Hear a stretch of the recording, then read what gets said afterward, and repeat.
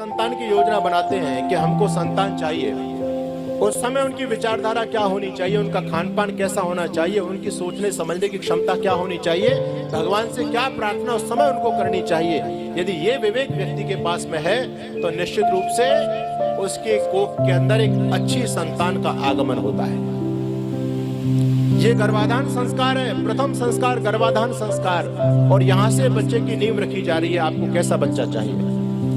आगे ऋषि और जाते हैं, आप पूरी संस्कार विधि को पढ़िए, ऋषि दयानंद की संस्कार विधि को, और यदि आप संस्कार विधि के अनुसार चलेंगे तो निश्चित रूप से हम इस बात को कह सकते हैं, ऋषियों की बात मिथ्या नहीं जाती। ऋषि लोगों ने बहुत चिंतन मनन करके अपना जीवन का सार दिया है, शास्त्रों का निचोड़ उन्होंने आपके सामने दिया है।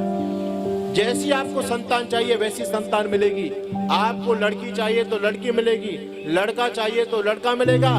लोग बहुत जगह जगह घूमते रहते हैं, सियानों के चक्कर में घूमते रहते हैं, कहते हैं जी हम पर लड़का नहीं होता, लड़की तो हो जाती है। अरे भाई, आप संस्कार विधि को पढ़िए।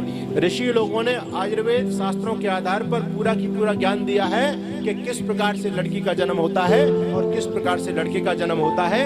ये संस्कार विधि के गर्भाधान संस्कार के अंदर ऋषि दयानंद सरस्वती इस विद्या को लिखते हैं। और उसके बाद में कौन सा संस्कार होता है जी? आप क्या चाहते हैं? आपका बच्चा कोई कमजोर होना चाहिए क्या? कोई माँ नहीं चाहती मेरा बच्चा कमजोर हो, कोई नहीं चाहती है, लेकिन हो जाते हैं। क्यों हो जाते हैं? गर्भाधान संस्कार के बाद ऋषि ने एक संस्कार का विधान किया, उस संस्कार का नाम है पुंसवन संस्कार। पुंसवन संस्कार बच्चे की शारीरिक पुष्टि के लिए किया जाता है। आपको तंदुरुस्त बच्चा चाहिए, उसका शरीर बलिष्ठ चाहिए, रोग रहित उसका शरीर होना चाहिए।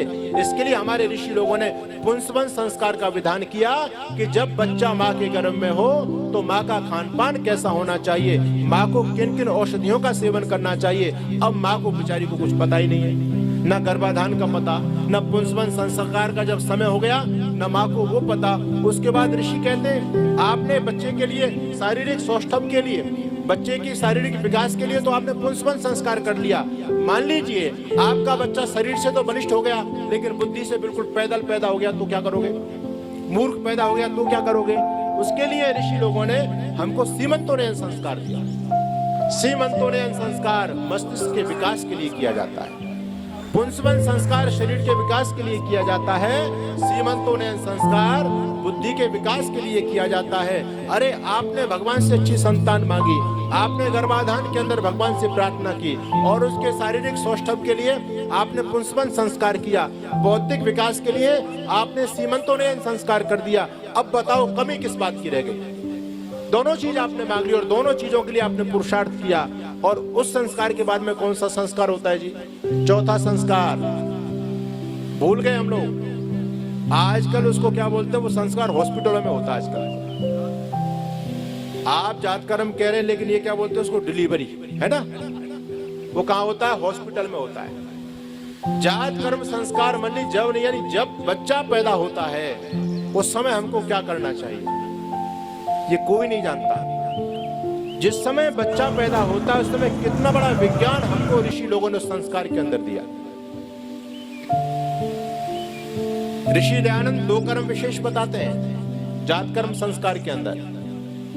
पहला कर्म कौन सा है जी? ध्यान से सुनना, जिनको पता नहीं हो, आप लोग करते नहीं होंगे, आप पहली बार भी सुनोगे बहुत सारे लोग। तो जब बच्चा पैदा होता है तो पिता सोने की शलाका लेकर के और शहद लेकर के बच्चे की जिह्वा पर क्या लिखता है? ओम लिखता है।